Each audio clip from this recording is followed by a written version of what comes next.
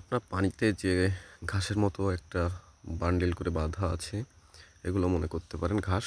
আর যারা চেনে তারা তো অবশ্যই জানে। হঠাৎ করে রাস্তায় যাওয়ার পথে এগুলো দেখছি পানিতে ভিজানো।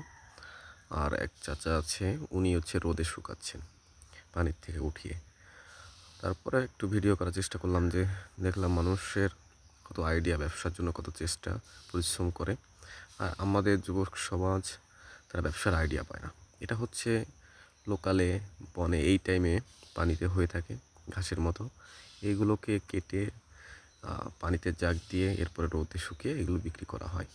এগুলো হচ্ছে কী কাজে ব্যবহার, এটা অনেকে জানেন না। এটা হচ্ছে দক্ষিণাঞ্চলে পান চাষের জন্য তার ছাউনি হিসাবে এগুলো কাজে লাগে।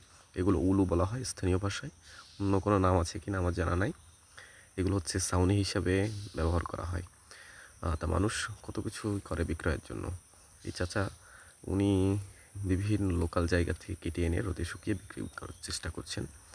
আপনিও যদি আপনার আশেপাশে আইডিয়া খোঁজার চেষ্টা করেন, ইনশাল্লাহ ভালো আইডিয়া পেয়ে যাবেন।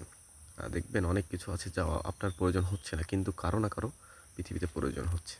ওই অঞ্চলে মানুষ এটা গরুরে খাওয়াচ্ছে না, কারো প্রয়োজন হচ্ছে না, কিন্তু যে অঞ্চলে পান চাষ হচ্ছে সেই অঞ্চলে ঠিকই এটার প্রয়োজন হচ্ছে।